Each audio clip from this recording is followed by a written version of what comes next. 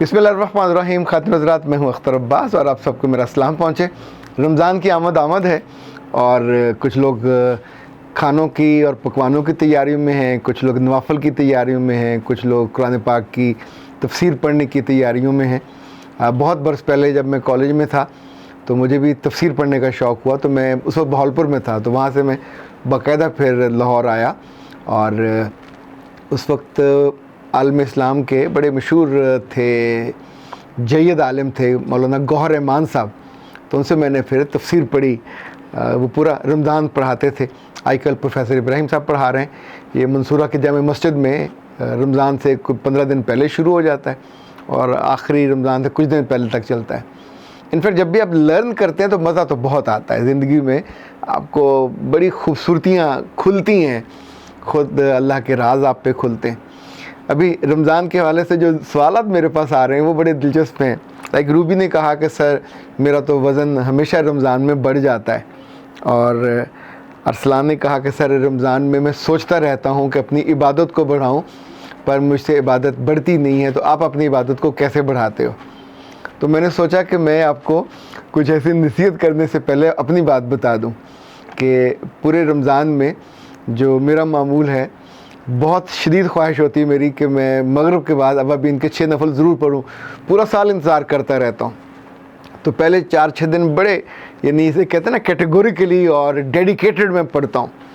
اور اس کے بعد جیسے جیسے گرمی بڑھتی ہے اور روزہ لمبا ہوتا جاتا ہے تو ہمارے ہاں افطاری میں دودھ ضرور ہوتا ہے، دودھ سوڈا ہوتا ہے، بنتا ہے. یعنی ہمارے ہاں وہ جامع شیریں وغیرہ نہیں بنتا. تو 1 گلاس 2 گلاس 3 گلاس، 3 کے بعد تو آلموسٹ رک جانا چاہیے. اچھا پھر چونکہ اللہ جانے کس ظالم آدمی نے یہ پکوڑے شروع کیے تھے دنیا میں. اب وہ پکوڑے، سموسے ہمارے ہاں نہیں بنتے، ہم کوئی بھی سموسے نہیں کھاتا. تو پکوڑوں کی البتہ بہت ورائٹی ہوتی ہے. کبھی چکن پکوڑا، کبھی سبزی والے پکوڑے، کبھی دوسرے، کبھی تیسرے. وہ جو ہوتے ہیں آلو والے، فرائز والے، وہ بھی بہت مزے سے بنتے ہیں. ساتھ فروٹ چاٹ ضرور بنتی ہے. اچھا نانا کرتے بھی وہ جیسے جیسے آپ کھاتے جاتے ہیں تو آپ کی ٹانگیں پسارنے کو دل کر، ذرا اپنے گھر میں ہوتا ہے، ٹیک لگا لی تو مغرب تک پہنچتے پہنچتے مشکل والی کیفیت ہو جاتی ہے کہ آپ اٹھ کے مسجد جانے کی کیفیت میں نہیں رہتے. اس پہ ہم سبھی ہنستے ہیں اور کہ بابا میں اس وقت اپنے آپ کو ریزسٹ نہیں کر پاتا. پورا رمضان میں کوشش کرتا ہوں کہیں افطاری کے لیے نہ جاؤں. ظاہر ہے یہ عیاشی کہیں اور تو نہیں ہو سکتی ہوتی. اپنی مرضی کا آپ افطار کرتے ہیں. یعنی کھجور مجھے 1-2 میں لیتا ہوں، اور کھانا ہم اس وقت نہیں کھاتے، کھانا ہم کوئی نماز مغرب کے بعد کھاتے ہیں. لیکن سچی بات یہ ہے کہ یہ صرف پانی زیادہ پینے سے بندہ اس قابل نہیں رہتا کہ عشاء کی تراویح پوری پڑھ سکے. یعنی آرزو ہوتی ہے بندہ 20 کی 20 پڑھے، لیکن 8 کے بعد بس ہو جاتی ہے. تو میں پھر ان مساجد میں تو تلاش کرتا ہوں جہاں 8 کے بعد آپ، پہلے تو 2-4 لوگ ہی اٹھتے تھے، ابھی تو آدھی مسجد خالی ہو جاتی ہے. 1-2 دفعہ یہ ہوا کہ میں نے تھوڑا سوچا کہ جہاں 8 تراویح پڑھی جاتی ہیں وہاں جا کے پڑھ لیتے ہیں. تو باہر ہمارے جو اہل حدیث بھائی ہیں، اف اللہ، وہ 8 تراویح میں 1.5 سپارہ انہوں نے، یا 2 سپارے جو ان کا معمول ہے وہ پڑھنے ہوتے ہیں. جب 8 تراویح مکمل ہوتی ہیں تب تک آپ کی پنڈلیاں سوج چکی ہوتی ہیں. سو وہاں جانے کا مطلب بھی 20 تراویح کے مترادف اتنا ہی برابر وقت وہاں لگتا ہے. لوگ ایسے کہتے ہیں کہ 8 تراویح سے جلدی، ایسا نہیں ہے، وہاں تو وہ پورا وقت لیتے ہیں. لیکن جب بھی آپ کسی چیز میں بھی بے اعتدالی کرتے ہیں، چاہے وہ کھانے میں ہو، چاہے وہ افطاری میں ہو، چاہے وہ سحری میں ہو، تو سب سے زیادہ جو حرج ہوتا ہے وہ آپ کی عبادت کا ہوتا ہے. ابھی صبح فجر کے بعد چونکہ ایک معمول ہم نے بنایا، ضرور بیٹھ کے میں قرآن پاک کی تلاوت کرتا ہوں، چاہے زیادہ نہ ہو، 2 صفحے ہوں، 4 صفحے ہوں، ضرور پڑھ کے. تو یہ ایک معمول تھوڑا سیٹ کیا ہے. لیکن وہ جو مغرب کے بعد کے نوافل والا ہے وہ پانی کی زیادتی کی وجہ سے. اچھا جتنے سوال آتے ہیں کہ جی وزن بڑھ جاتا ہے، کیوں نہ بڑھے؟ تلی چیزیں ہم زیادہ کھاتے ہیں. اگر کسی افطاری پہ چلے گئے تو وہاں جو حشر نشر ہوتا ہے، مطلب اللہ معاف کرے، دسترخوان کو تہس نہس کر دیا جاتا ہے. آنکھوں میں اس وقت تو لوگوں کے وہ اتر آتی ہے، افطاری اتنی زیادہ کھائی جاتی ہے. اس کے بعد آپ کی نہ تو نفل نہ نماز پڑھی جاتی ہے. ایون عشاء تک پہنچتے پہنچتے کسی کے آپ ساتھ کھڑے ہوں تو وہ ڈکار مار مار کر آپ کی نماز خراب کر دیتا ہے.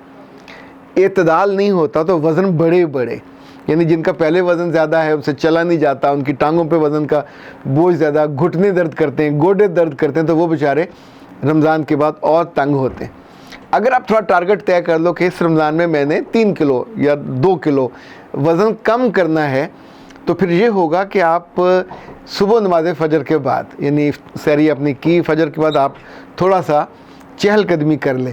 میں نے ایک صاحب کو جو ہمارے ساتھ کالج پڑھتے تھے اور ماشاءاللہ کچھ 6 فٹ کا تھا، وزن ان کا بہت زیادہ تھا، تو انہیں عصر کے بعد روزانہ وہ یونیورسٹی کے گراؤنڈ کا 2 چکر لگاتے تھے، اور رمضان کے بعد کسی نے ان کو پہچانا نہیں تھا، اتنے سلم اور سمارٹ ہو گئے تھے 30 دنوں کے اندر۔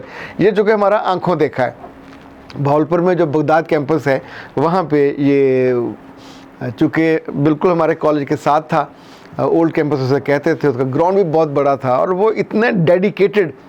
سو آپ یہ کر سکتے ہیں۔ خوراک کے معاملے میں ہم رمضان میں نہیں رک سکتے۔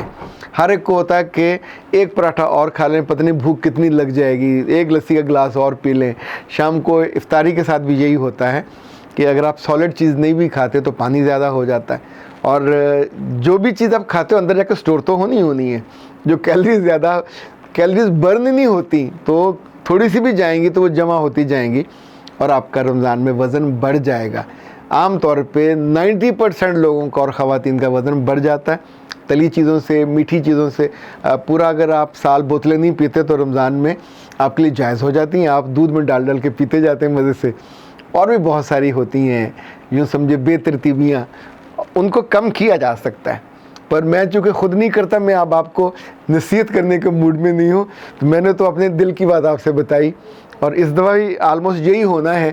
اور وہ جو عبادت کا ہے، کبھی تو انشاءاللہ بندہ اپنے اس بے صبرے پن پہ قابو پائے گا۔ اس وقت پیاس لگتی اتنی ہے کہ آپ اس کو ریزسٹ نہیں کر پاتے۔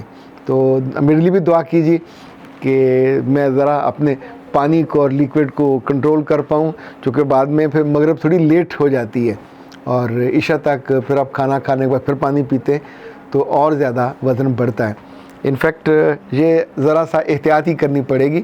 جن لوگوں کو ٹارگٹ طے ہو جائے وہ کر لیتے ہیں، جن کا ٹارگٹ چونکہ ہمارا بالعموم ہوتا ہی نہیں اس لیے ہم کرتے نہیں ہیں۔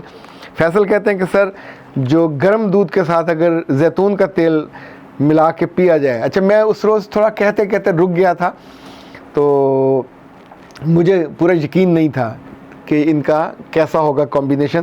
بعد میں نے پھر ڈاکٹر صاحبہ سے بھی کنفرم کیا، تو یہ کمبینیشن ٹھیک ہے، اس کا فائدہ ہوتا ہے۔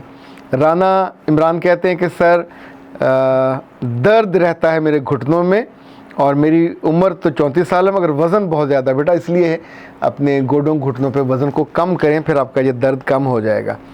اچھا جی، جن لوگوں کو رمضان المبارک میں عبادت کے بارے میں تھوڑا شوق ہے، جن کو موقع ملے اعتکاف کا، اس سے شاندار بات، یعنی پورا رمضان آپ کا تر جاتا ہے، تو اعتکاف آخری ہفتے میں اس کو پلان ضرور کر لیا کریں۔ اعتکاف میں آپ دعائیں پڑھ سکتے ہیں، قرآن پاک آپ کا ایک دفعہ تو ضرور مکمل ہو جاتا ہے۔ میں نے جب کچھ سال پہلے، اس وقت مجھے فرصت ملی یونیورسٹی سے، تو میں اپنے گھر کے قریب کی مسجد میں بیٹھا، تو پھر خوب مزے سے اچھا وہاں جو تھے باقی معتکف، ان سب کو اعتراض کا شوق ہوتا ہے۔ میں چونکہ کرسی پہ بیٹھ کے قرآن پاک پڑھتا تھا، انہیں اس میں بڑا شوق ہوتا تھا، یا میں پھر ٹہلتے ہوئے تسبیح کرتا تھا۔ میں نے اللہ کے نام روزانہ کے اعتبار سے الگ الگ چنے ہوتے تھے، تو پھر میں بالکل بولتا نہیں تھا، خاموشی سے، چونکہ اعتکاف میں اگر آپ کو غصہ آئے یا لوگوں کی باتوں پہ، لوگ کھانے پہ بھی بعض دفعہ اور تفسیروں سے بھی باز نہیں آتے،